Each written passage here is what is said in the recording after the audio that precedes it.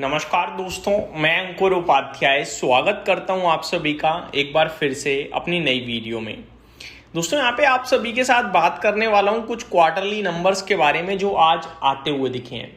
बड़े बड़े नामों के साथ शुरुआत करना चाहूंगा। सबसे पहले जो आजकल बड़े एक्शन में वो है LIC, life insurance corporation of India.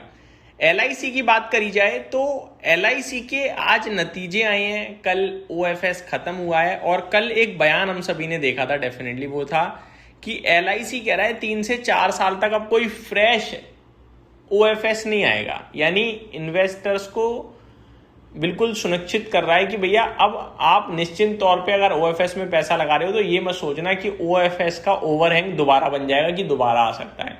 3-4 साल तक कोई OFS की गुंजाइश नहीं है। लेकिन अभी एक बयान आ रहा है, वो ये कह रहा है कि अगले 1 से 2 साल कोई फ्रेश स्टेक सेल नहीं होगा। तो अब 1 से 2 साल के लिए आप बिल्कुल निश्चिंत बैठ सकते हो। अब डिटेल्स बताता हूं रिजल्ट्स की।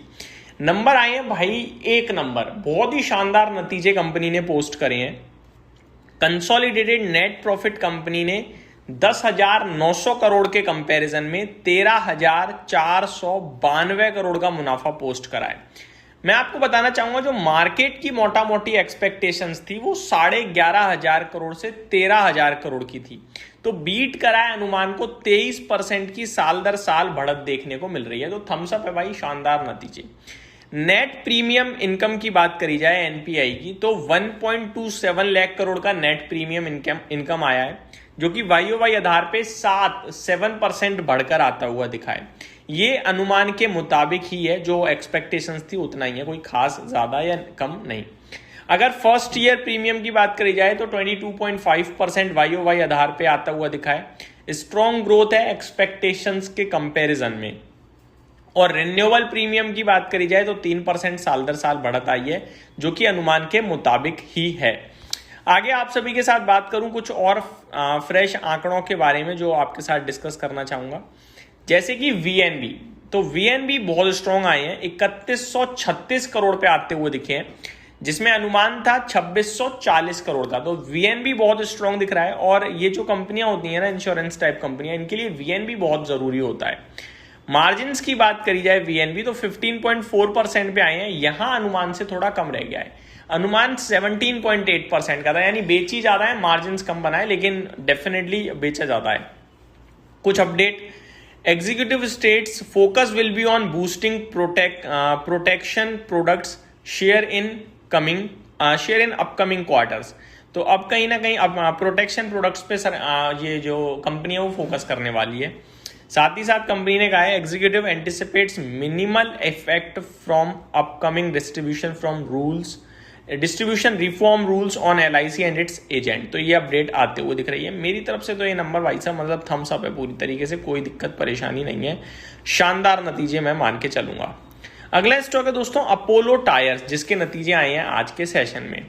सबसे पहले मुनाफा आपका कंपनी का आया है, प्रॉफिट बिफोर टैक्स की बात करूं तो 400 करोड़ के सामने 444 करोड़। इसमें एक्सेप्शनल आइटम भी दिख रहा है कहीं ना कहीं 23.5 करोड़ का 370 करोड़ के कंपैरिजन में। तो एक्सेप्शनल वगैरह भी है, तो वो एडजस्ट करने का नंबर जो है वो ये 400 करोड़ से 444 करोड़ का मुनाफा है।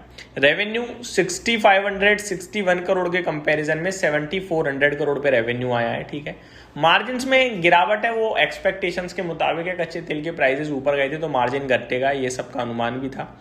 13.32% से 11.73% पे मार्जिन आए हैं। ज्यादा कोई गिरावट नहीं आई है, पर थोड़ा डिप है।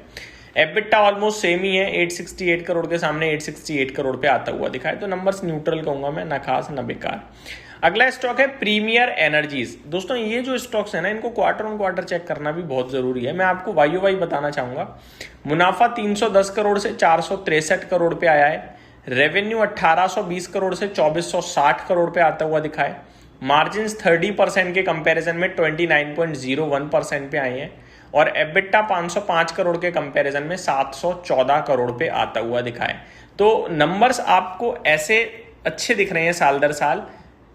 केवल मार्जिन है जो थोड़ा घटा है, बाकी सब चीज़ों में आपको स्ट्रॉन्ग दिख रहा है YOY बेसिस पे। लेकिन हम, जैसा कि मैंने आपसे कहा, हमें इसको क्वार्टर ऑन क्वार्टर चेक करना भी उतना ही इम्पोर्टेंट है। तो 457 करोड़ के कंपैरिजन में 463 करोड़ का मुनाफा है आपका क्वार्टर ऑन क्वार्टर। अगर बात करें 2230 करोड़ के सामने 2460 करोड़ का रेवेन्यू है, तो फिर तो ये ठीक ही नंबर माने जाने चाहिए। क्वार्टर ऑन क्वार्टर भी कोई डिप नहीं है, ठीक है, इंप्रूवमेंट है। अगला स्टॉक है दोस्तों जिसके बारे में बात करूंगा मैं आपके साथ, किर्लोस्कर ऑयल इंजन। मुनाफा 140 करोड़ से 113 करोड़, ये तो खराब हो गए भाई। रेवेन्यू हालांकि 1760 करोड़ से 2000 करोड़ पे आया है। मार्जिन्स में प्रॉब्लम आई है 18.48% से 15.05%, और एबिटा कंपनी का 330 करोड़ के सामने 300 करोड़ पे रह गया है। तो सारी चीजें थोड़ा थोड़ा गिरी हैं एक्सेप्ट रेवेन्यू। मैं इस स्टॉक को लेकर थोड़ा सा अलर्ट करना चाहूंगा अपने व्यूअर्स को।